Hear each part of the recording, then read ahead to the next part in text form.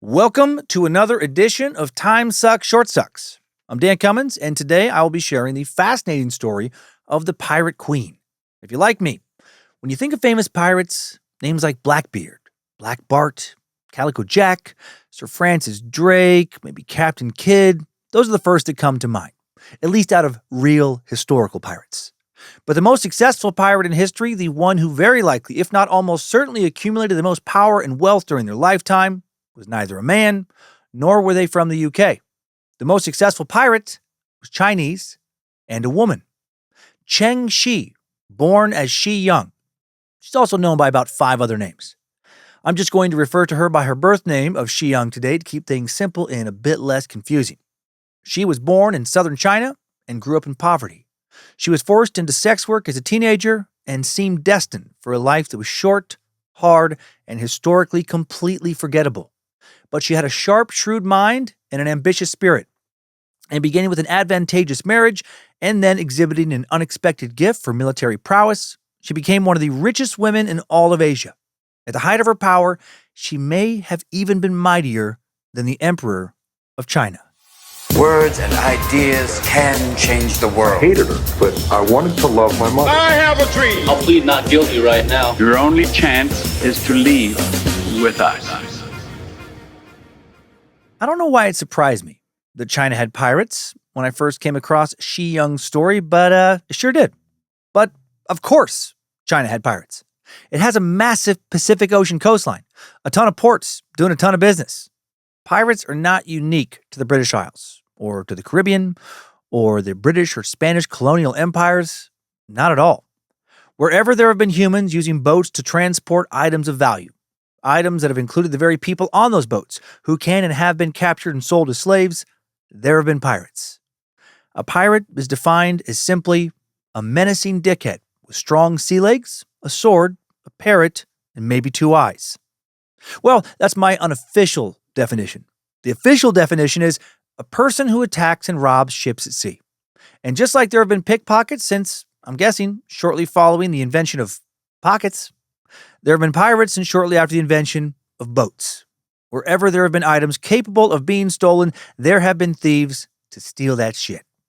Scholar Joseph McKay's article, Pirate Nations, Maritime Pirates as Escaped Societies in Late Imperial China, published for the winter 2013 edition of the journal Social Science History, he gave us some valuable historical context for what life was like as a Chinese pirate, specifically when Shi Yang was doing all her swashbuckling. McKay wrote, during the 17th to early 19th centuries, maritime piracy proliferated on the southern and southeastern Chinese coasts. In establishing and consolidating their power, pirate bands became political actors, distinct from the Chinese imperial project around them.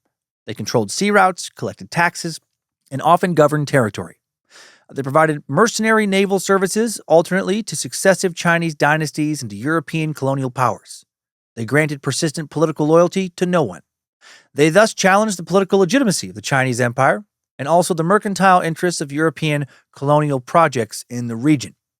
McKay defines escape societies as decentralized, horizontal social organizations. This term was also used by historian James C. Scott in his 2009 work on fugitive political communities in Southeast Asia. Scott wrote that escape societies leverage their relative size, local knowledge of physical geography, flexible agricultural practices, and diffuse social configuration to escape the taxing, conscripting, and labor-extracting powers of large, coercive state and empire-building projects. And McKay wrote that the South China pirates during Shi Yang's time could be classified as escape societies because they had their own political communities separate from the Chinese imperial government. At one point, these pirates had enough power to rival the power of the state. So essentially, they built a rogue renegade society within an empire, which means that when Shi Yang was active, China's most powerful pirates were so powerful, they essentially were their own heads of state, running their own nations within a nation, which is pretty fucking badass.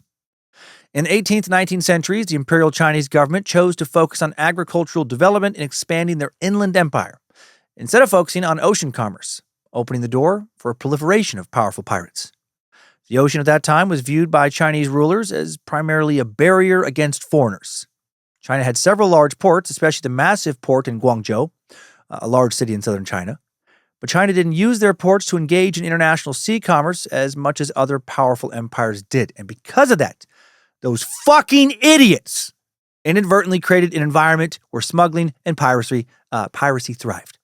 Kidding about the idiots designation. They had a lot of shit going on. Big country to govern. A lot of people. And it's also pretty hard to accurately predict the future. McKay again writes about the pirates of southern China, saying, these bands were effectively independent. That is, they recognized no external authority and none was forced on them. They often controlled large swaths of coastal water and attendant coastal settlements. They provided leadership and thereby rules and often quite strict enforcement.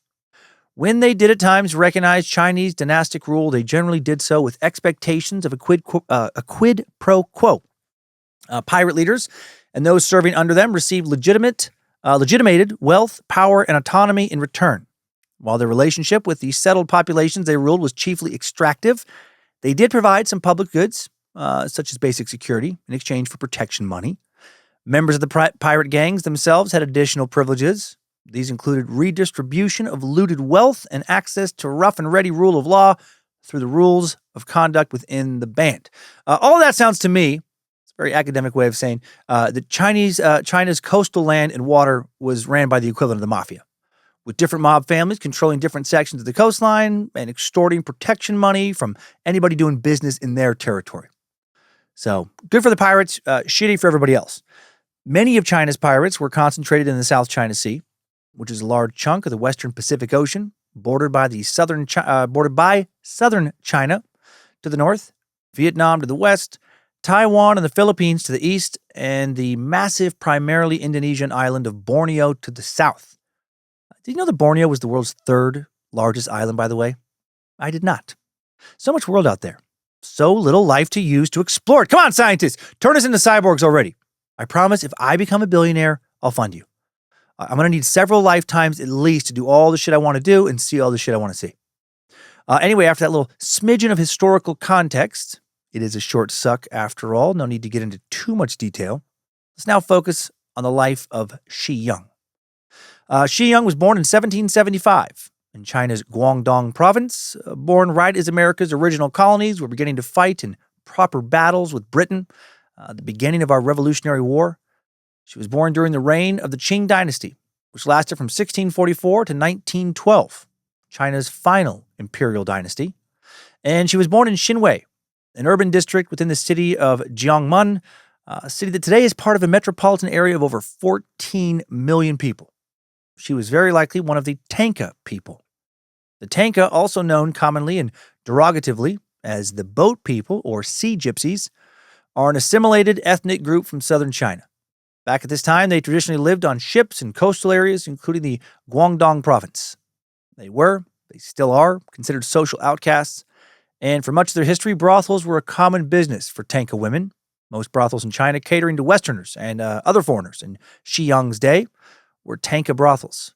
While the Tanka still exists today, their traditional way of life has nearly become a thing of the past, as coastal areas have become much, much more desirable in modern times, both as a place for the rich to live and for the working class and, big international corporations to do their business. The Tanka's traditional houseboats have been replaced by luxury yachts, jet skis, freighters, etc. Around 1790, Shi Yang was either captured by pirates and forced into sex work, or pressured into sex work by her own family to help financially when she was only 15 years old. Can you imagine if you're a parent, pressuring your daughter to sell her body to help pay the bills at any age, let alone at 15? Or if you're not a parent, just being pressured by your parents or a parent to literally sell your ass for cash. I'd like to think I would rob and even kill some strangers long before I did that. She worked on a floating Tanka brothel near her family for approximately the next decade.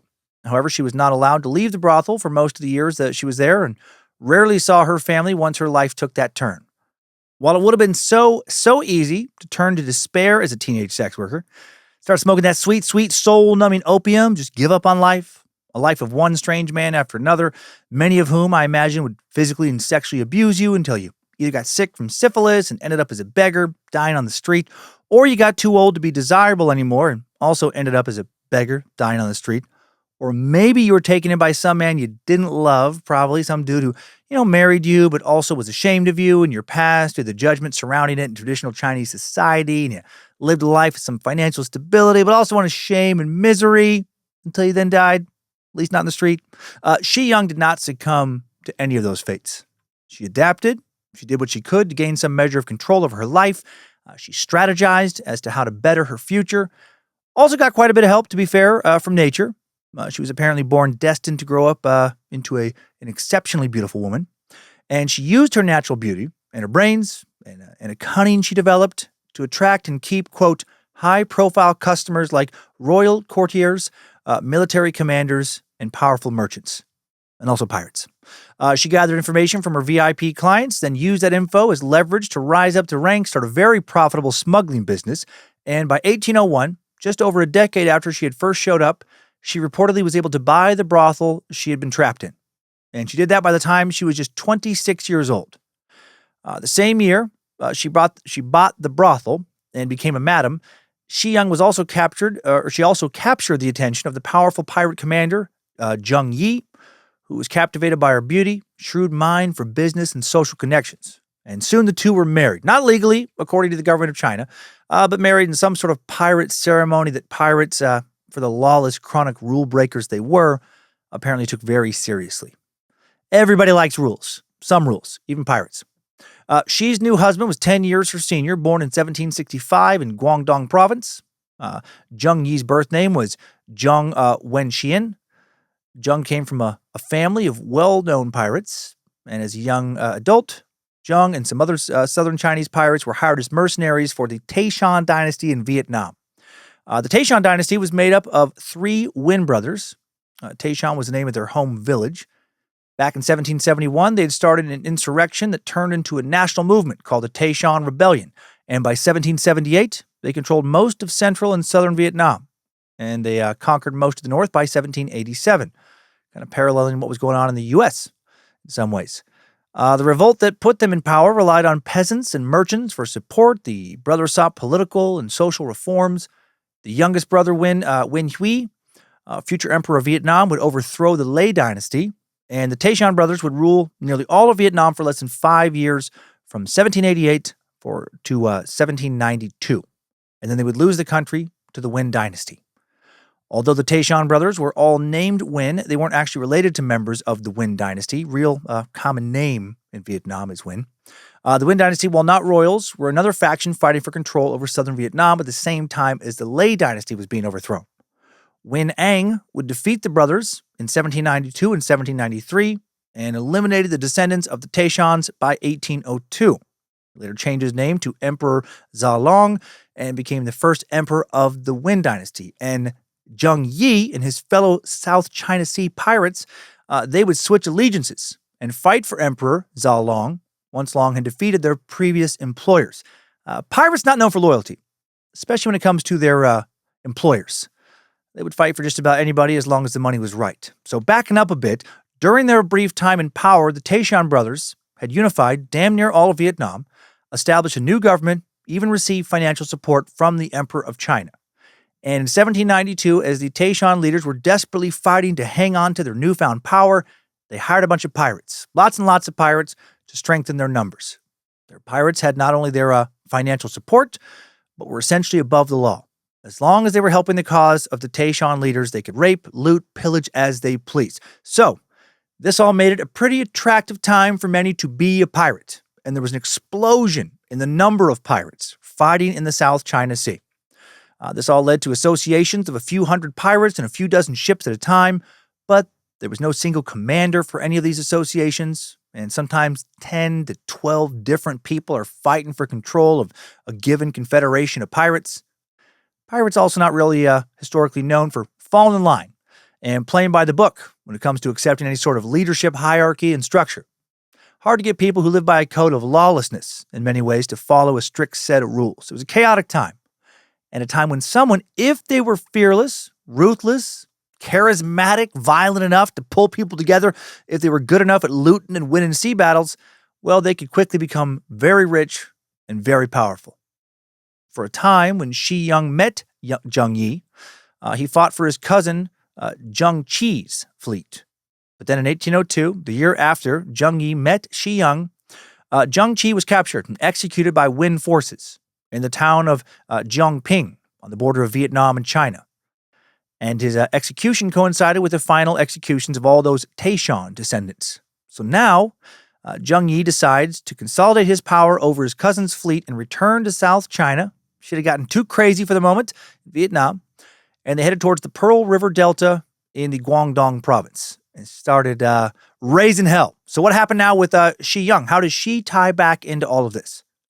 Well, upon Ching Shih's return from Vietnam, there was a bunch of infighting amongst his Guangdong pirates, and Ching Shih needed help maintaining control of the pirates he had been commanding before, he just loses his grip on his power and is no longer a commander of pirates and just one of many rogue pirates.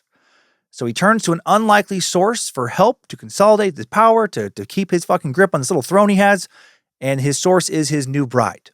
Before the two had gotten married, Shi Yang had proven herself to be a very strong and capable leader. Very charismatic. Sources do not provide a lot of details regarding how she proved this to him, but she certainly did something impressive. Probably did multiple impressive things.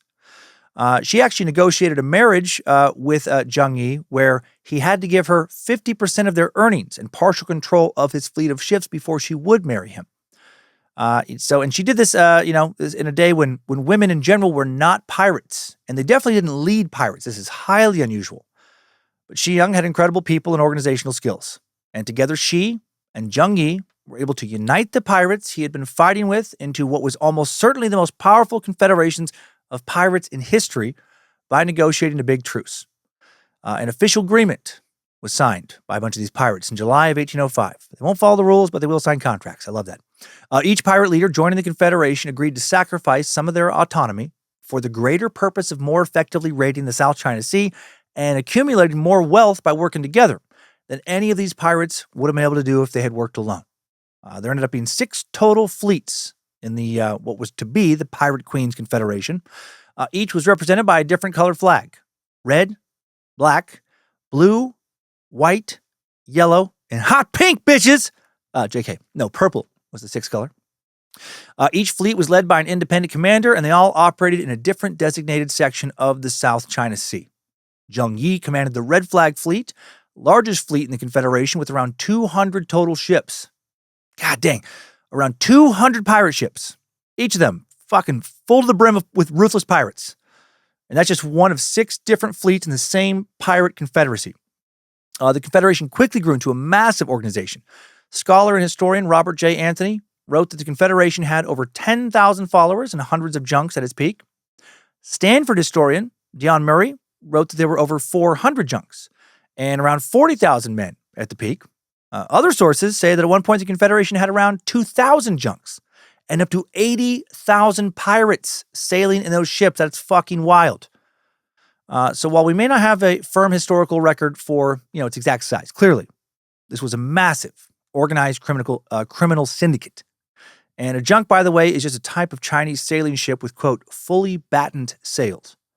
According to worldhistory.org, junks were excellent ocean-going sailing ships with a flat bottom and a very high stern.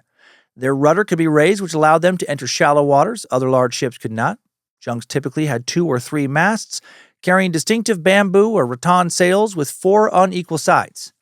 A large junk was about 80 feet long, with a beam of about 18 feet high. Another article from worldhistory.org states, the junk had been the mainstay of Chinese waters for centuries. They could carry up to 800 tons of cargo and bristle with 40 cannons. Man. Being without a keel and with a retractable rudder, junks could enter shallow waters and surprise a target vessel at anchor. Junks could carry small boats, too, and these, carrying 20 men and a number of swivel cannons, were used to approach a ship undetected.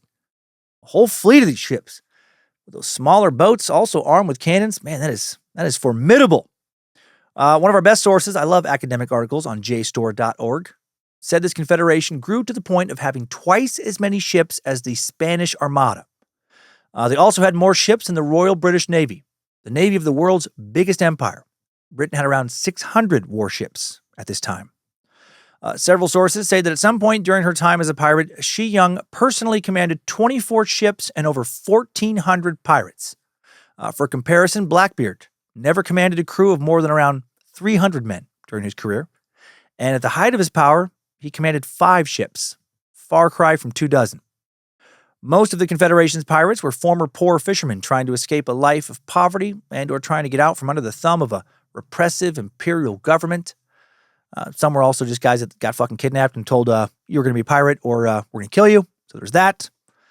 And now let's transition back to our timeline. In 1803, Shi Yang had her first child, a son named Ching Shih. In 1807, 4 years later, she gave birth to a second son with Ching Yi, a boy named Ching Shih.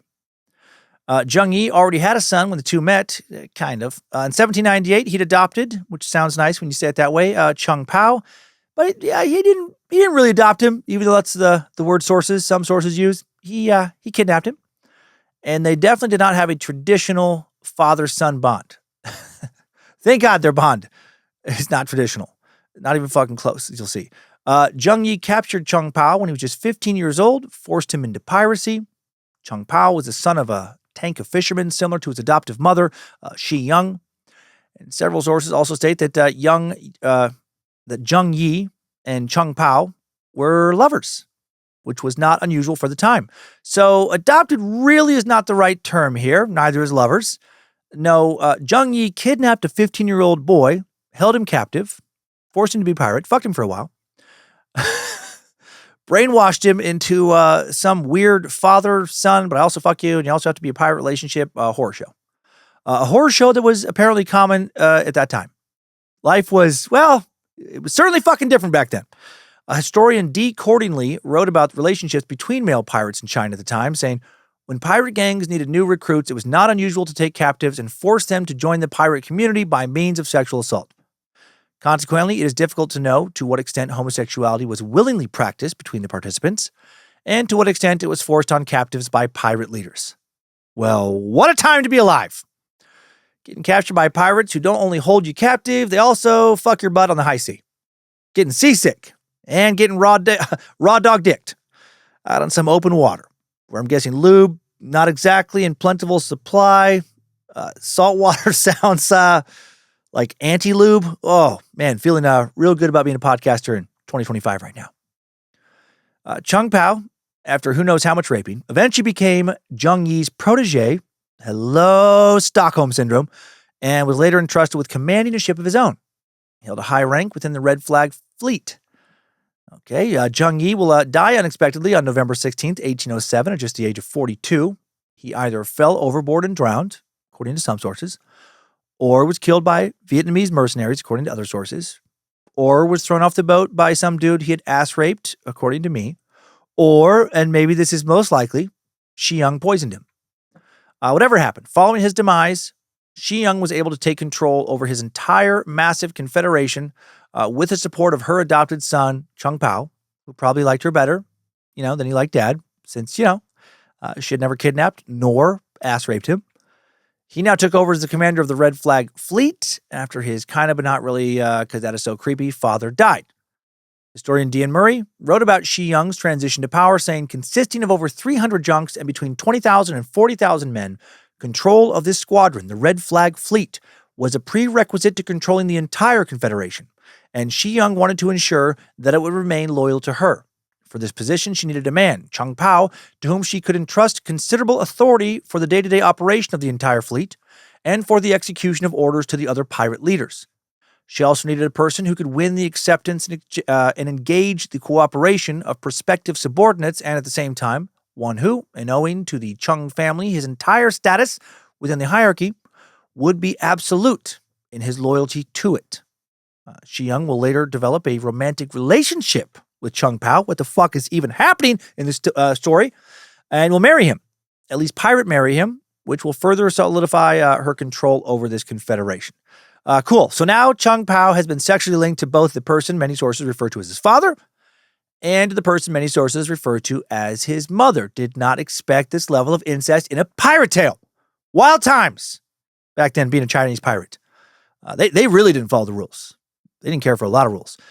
Shi Yang and her son husband, I guess, would now proceed to make a lot of money in the lucrative salt game by controlling China's ports.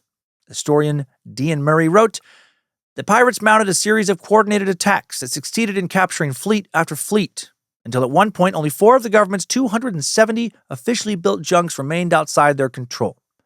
As more and more vessels fell into their hands, the pirates put themselves in control of the imperial supply lines by forcing those captured to continue to haul salt on the pirates' terms. Another major source of income for the pirates was running protection rackets. The Confederation charged trading vessels and fishermen a fee for safe passage through their waters. Basically, it was a situation of, hey, it's really dangerous and shit out here in the South China Sea. You could easily get all your shit taken by pirates who would then enslave and rape you and probably kill you. Luckily, we can protect you from that horrific fate for a small fee. Okay, but aren't you guys the main pirates in the South China Sea doing all this terrible shit? So aren't you essentially asking me to pay you to be protected from you? Just shut the fuck up and give us your money. It's kind of that situation. Shi Yang's Confederation did at least develop official certificates that could be presented to other members of the Confederation, so lowly fishermen weren't forced to pay the same protection racket fee over and over again as they encountered more and more ships from the same Confederation. The payment could cost anywhere from 50 to 500 Spanish silver dollars per trip, which sounds pretty expensive. Pretty hard to determine inflation rates, what that money would be equating to today. So expensive, I'm thinking, and also, better than not paying, though. Consequence for not paying was having your shit stolen and to be possibly, raped, executed, tortured, etc. Shi Yang did a lot towards making her organization of pirates run more like a corporation. She oversaw the establishment of numerous financial offices in various coastal villages and harbors to serve as collection points for their fees. Villagers also supplied the pirates with essentials like rice, gunpowder, oil, and water. Shi's Pirate Confederation established a supply network throughout the entire Guangdong province to ensure her ships and men always had whatever supplies they needed. And apparently many villagers did not protest supporting Shi Yang's Pirate Confederacy because at least they had an established code of conduct that ensured their protection. Although, as we will soon see, the pirates did not always follow that code. Shi Yang's Pirate Confederation, at the height of her reign, controlled the South China Sea from Hong Kong all the way to Vietnam, around 600 total miles of coastline. European sailors would encounter this confederacy and refer to them as ladrones, aka thieves. A member of the British Royal Navy made the following remarks after 2 of their ships tried to warn off the pirates and failed. He wrote, about 60 or 70 sail of ladrones passed in the most impudent manner within range of the guns. Determined to punish the presumption of these pirates, the frigate opened a smart fire on them, which was received by the ladrones with the utmost coolness and indifference, and without even returning a shot. That sounds pretty badass. I just picture them just getting shot at and being like, fucking whatever. That's all you got? Those tiny little cannonballs? Get the fuck out of here. We're not even going to, stop eating our lunch to acknowledge that. These pirates captured cargoes of gold, silver, silk, spices, porcelain, tea, cotton, salt from an unknown number of both Asian and European merchants. They resold the goods to merchants along the coast and would also ransom sea captains and their crews for extra cash if those sea captains and crews were European. Chinese seamen, typically tortured, executed, or forced into piracy. Yeah, the European mariners, they got off a lot easier. In 1806, a European mariner named John Turner was captured by Zheng Yi's fleet and lived to write about it. He was held captive for ransom for 5 long months, and he described how during that time, a captured officer from a Chinese Imperial Navy ship and had his feet nailed to the deck. They nailed this dude's feet to the deck of the ship. Then they beat him to the edge of death with a rattan cane. Then he was taken ashore, and he was cut into little pieces. Holy shit. So many people have died so many horrific deaths. In his 1809 book titled Sufferings of John Turner, chief mate of the country ship Tay bound for China in captivity among the ladrones, fucking long-ass title, he also described another brutal torture session ending in murder, writing, a man was here put to death with circumstances of peculiar horror. Being fixed upright, okay, so he's probably tied to some mast or something. He's tied so he's standing. His bowels were cut open, and his heart was cut out, which they afterwards soaked in spirits and ate. Mr. Turner did not witness this bloody execution, but he was shown the mangled body. He also understood that this shocking treatment is frequently experienced by those who, after offending the ladrones, should ever be so unfortunate as to be in their power. Yikes! fucking pickling some dude's heart and eating it. Or turning it into like, I don't know, some weird version of Spodey, we called it, when you like soak fruit and alcohol. Soak that dude's heart in some rum. Just chopped it up and ate it. Ugh. 1809, Shi Yang's pirates captured an Englishman named Richard Glasspool. Old fucking Dick Pool. He was an officer on a ship belonging to the East India Company. He was imprisoned by pirates for 4 months, and during that time became an important source of information regarding what we now know about the Pirate Queen. He described living on the dirty, overcrowded ship with little access to food. Glasspool said, quote, "We lived 3 weeks on caterpillars boiled in rice." Excuse me? Caterpillars boiled in rice? For 3 weeks.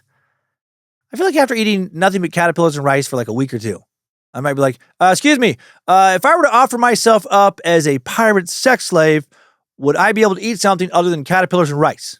I'm just trying to, figure out what my options are. Around this time, the Chinese government attempted to starve Shi Yang's pirates out by forbidding all other ships to enter her territory. With a lot of unruly mouths to feed and enrich, she ended up abandoning her civilian protection policies now, and her pirates began to attack and raid the same coastal villages who had been supplying them and paying them protection money for years. In October of 1809, an entire settlement in the Pearl River Delta was just burned to the ground, just completely erased. Glasspool and many of the men who had been captured alongside him participated under the threat of death and were given $20 for each head they brought back to the ship. Glasspool reported that many returning pirates brought heads back by tying their victims' long hair into pigtails and then tying one man's pigtail to another man's and another man's and another man's, etc., forming some real macabre necklaces. Glasspool reported that many of the Chinese people who were captured and not beheaded were forced to choose between joining the pirates or then being flogged to death. Shi Yang seemed to favor Glasspool. Before each battle, she would sprinkle some garlic water over him because she believed that would help prevent harm from coming to him.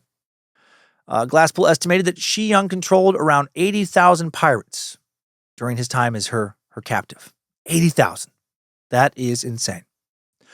She and her pirates earned a fearsome reputation with their robbing and murdering expeditions. The Provincial Navy was so afraid of them that they spent most of their time waiting for favorable winds so they could make their trips as fast as possible, when they're just like sail on past them. They just wanted to avoid them. By 1810, the Imperial Navy was sabotaging their own ships to make them look like they had already been looted, so the pirates would just leave them the fuck alone. Shi Yang proved herself as a skilled military strategist. She planned her offensives well in advance, so she almost was always successful. That helped her enforce compliance, overpower the Provincial Navy as well. Pirates in her confederation had a strict code of conduct that members were required to follow. Again, I love this. Love how these pirates, these rule breakers, chronic rule breakers, always ended up with their own codes of conduct, their own rules. The punishment for breaking the rules was beheading. They didn't fuck around. Some sources attribute the codes to Shi Yang, while others say that they were developed by either Cheng Pao or Zheng Yi. The code read as follows. 1. If any pirate goes privately on shore, he shall be taken, his ears mutilated, he will be paraded around the fleet and executed. 2. Not the least thing shall be taken privately from the stolen and plundered goods. All shall be registered. The pirate receives for himself out of 10 parts only 2. 8 parts belong to the storehouse, called the general fund. Those who steal anything out of this general fund shall be executed. And 3. Women captured from villages shall not be harmed or harassed. All women captives shall be registered, their place of origin recorded, and be given separate quarters. Those who rape or commit adultery with the women captives shall be, I bet you can guess, yes, executed. And that's it. Don't rape, don't steal more than your share of stolen loot, and don't go ashore without permission. Weird that only going ashore without permission got you paraded around with mutilated ears before being executed. I guess that was the most serious offense, because if everyone started doing that, well, I guess bye-bye Confederacy. But yeah, the Pirate Queen, she didn't fuck around when it came to the mistreatment of women. I mean, she'd cut off a villager's head. No problem. She'd nail some guy who happened to, work for the Imperial Chinese government, captain their ship. She'd nail that guy's feet to the floor. And, or have his stomach, sliced open and somebody reach in and just rip his heart out and eat it. But don't touch ladies. She had her own moral code. This code was recorded in an account by the Pirate Confederation written by a Qing official. Other sources list additional codes that might have been issued by Shi Yang as well, such as members were allowed 1 violation before execution. If someone got caught for their first time, taking some loot before sending it to the general fund for inspection, say, well, they would receive a beating. If they did it again, they would be beheaded. Deserters would have their ears cut off the first time they deserted. If they were caught a second time, then they were beheaded. So they would give some warnings. Serious warnings. You could lose both ears with a warning, but you did get some warnings, according to this source. It seems like the unforgivable infractions were unauthorized attacks, rape, and so random adultery. In cases of adultery, the man was beheaded and the woman was just thrown overboard, just to drown. Pirates under Shi Yang were required to marry their female prisoners before they could have sex. I'm guessing this was because adultery could wreak havoc with morale and camaraderie. Not sure. In 1808, the Pirate Confederation became significantly more active in their military operations under the leadership of the Pirate Queen. In July that year, Yang's fleet defeated the Chinese Imperial Navy. The Navy had a small fleet of ships guarding the delta between Macau, a former Portuguese colony, and the city of Guangzhou. Macau is an interesting place. Macau, a.k.a. the Macau Special Administrative Region of the People's Republic of China. Fucking love communism and their titles for things.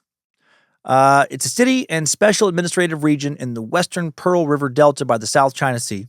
Today it has a population of around 680,000 people who live in just under 33 square kilometers, making it the most densely populated region in the entire world. Macau was a Portuguese colony for many, many years. It was first leased to Portugal as a trading post way back in 1557 during the Ming Dynasty. Portugal paid an annual rent, administered the territory under Chinese sovereignty, all the way until 1887, and then the colony remained under Portuguese rule until less than 3 decades ago. In 1999, it was finally transferred to China. But actually today, it is still governed differently than mainland China. Huge gambling destination also. Each year, the city still earns 5 to 7 times the annual gambling revenue of Las Vegas. It's sometimes called the Las Vegas of Asia.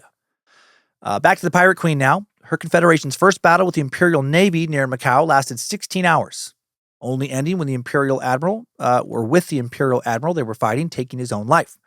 Then, in a second wave of attacks, Shi Yang ordered her pirates to swim to, board some Chinese ships, and take them over.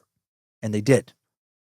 2 months later, in September of 1808, Shi Yang's adopted son husband, Cheng Pao, lured and ambushed the brigade general of Human, a city in Guangdong. The pirates destroyed a fleet of 35 imperial ships near Mazhou Island. It's wild. 35. They were literally stronger than the Chinese Navy. The following month, in October of 1808, Cheng Pao and the pirates he commanded defeated Chinese Lieutenant Colonel Lin Fa and his men near Weiyuan Island in Guangdong Province.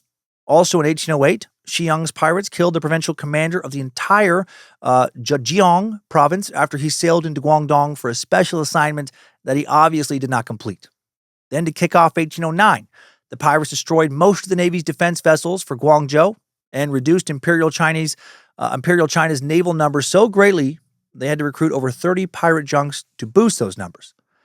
In 1 year, the pirates destroyed 63 out of 135 total Imperial vessels in Guangdong.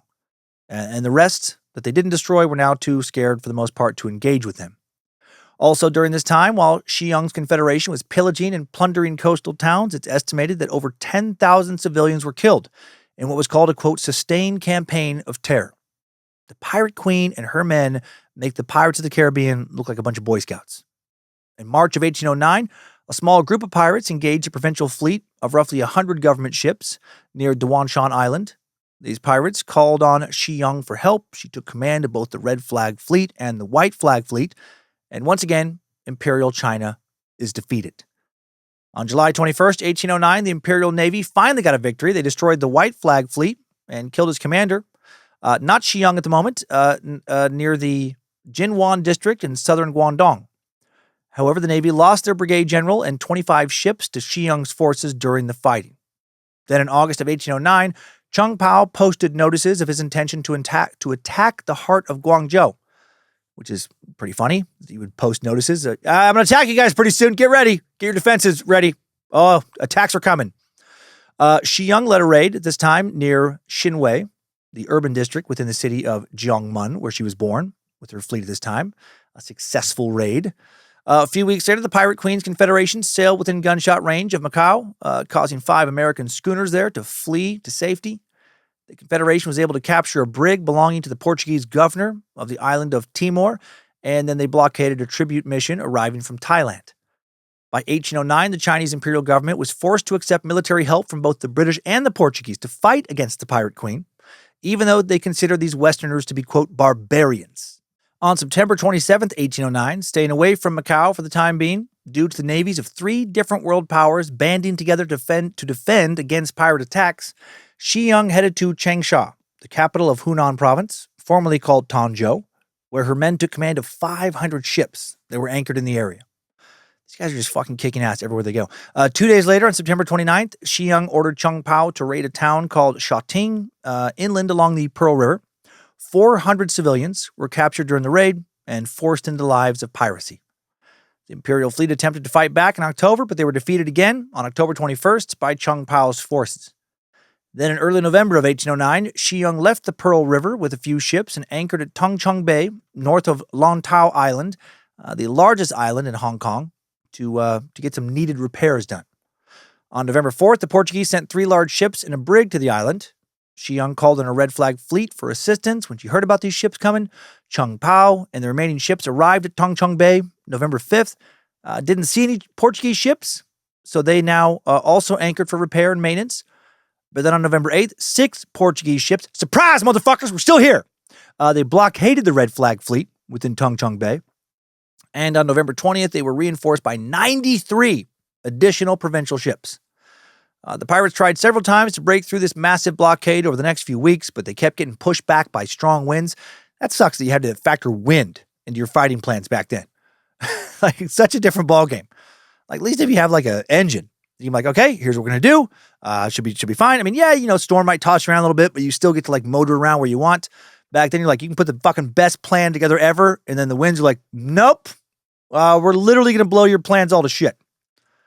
Well, I guess they wouldn't literally blow them into actual shit, but you get what I'm saying. Then on November 23rd, the pirates capture 1 provincial ship. They kill 74 men on board. Provincial commander Sun Chuan Mo then did something very strange. Set 43 of his own ships on fire. I'm guessing they were small ships, more like boats. And he, just sent these little boats towards the pirates to try and burn down their fleet on November 28th. The pirates were able to divert the burning ships away from them. They even were able to tow one of them ashore and ironically use it for firewood. After that disaster, the winds finally became favorable for the pirates now, who sent 2 burning ships back towards the provincial fleet, which were successful. They set a few of their ships on fire. And on November 29th, Cheng Pao and Shi Yang finally break through the blockade and escape into the South China Sea. They're not done pirating. They won this battle, losing only 40 men and no ships. The provincial fleet lost 3 additional ships and 74 men now. A week earlier, November 23rd, in the middle of the blockade, the Portuguese had signed a new agreement with the Chinese Navy to give them 6 ships to assist with patrols between Hunan and Macau for 6 months. In early 1810, the British were now negotiating with the Pirate Queen's Confederation. A senior naval official and the captain of an East India Company ship both met with Cheng Pao on his flagship. He agreed not to further disrupt British trade, and he released a Dutchman who had been held captive for almost 2 years. How much horror did that poor son of a bitch witness? How many hearts did he see get eaten? The Portuguese also negotiated with the pirates around this same time. During one meeting, Cheng Pao proposed to the commander of the Macau fleet that he loan them 3 to 4 ships in exchange for 2 or 3 provinces to govern after he overthrew the Chinese government in those provinces. That would never happen, though. But pretty crazy that he was like, yeah, we'll just fucking overthrow these provinces and you guys can just have them. And then in exchange, you kind of let us do what we want. But that would never happen. The Pirate Queen decided to shut her confederation down early in 1810. Shi Yang negotiated her surrender to Qing authorities. And sources differ on why exactly she would agree to surrender in the midst of kicking so much ass. It's possible that the timing just felt right. They'd already made a lot of money.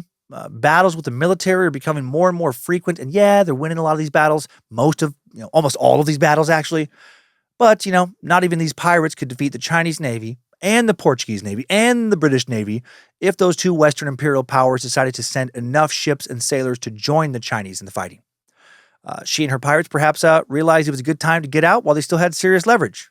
And they could still negotiate a surrender without any punishment because the government was so fucking afraid of them, so desperate to end their ferocious attacks.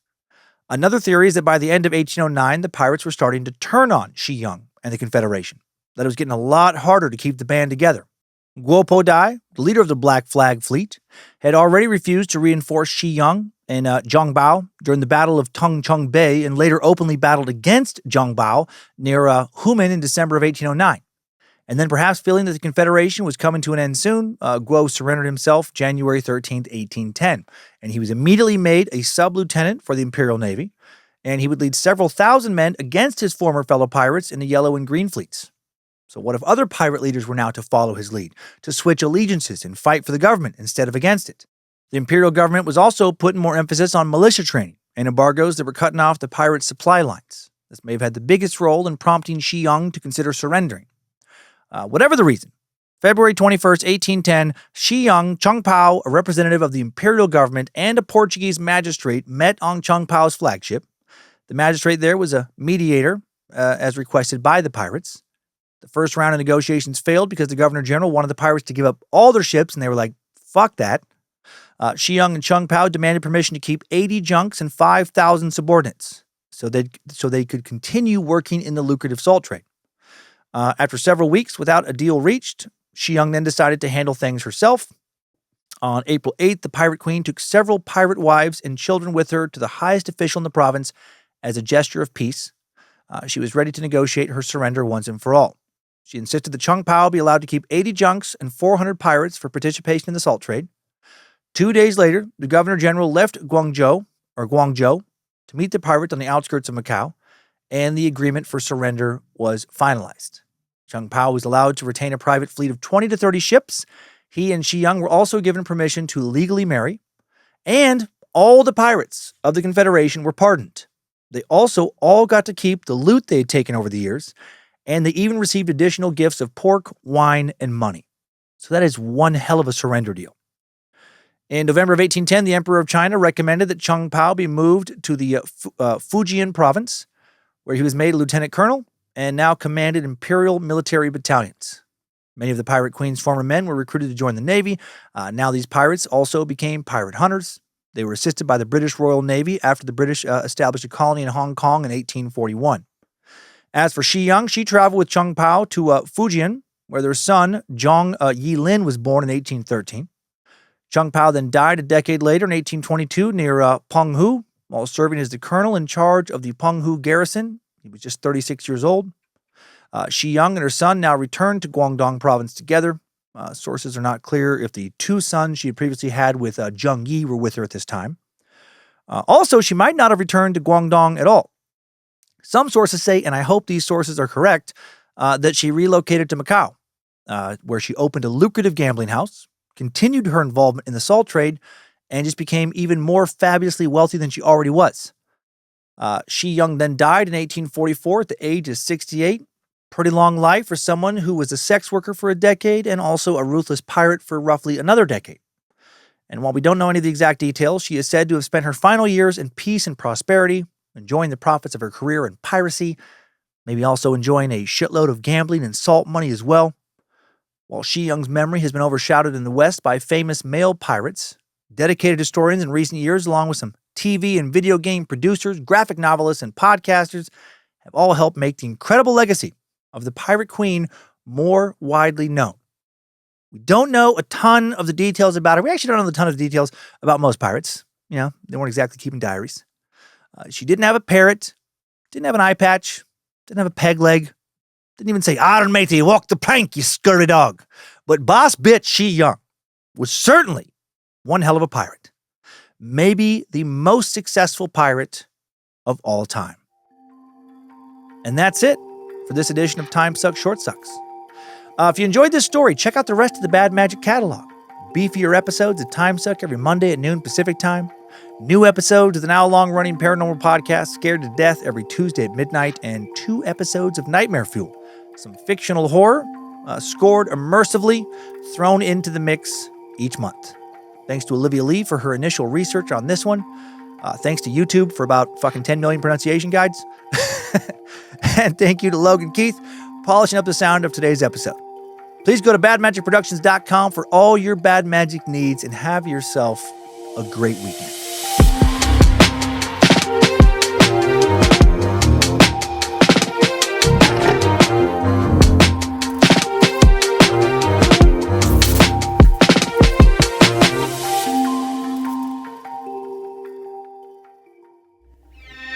Magic Productions.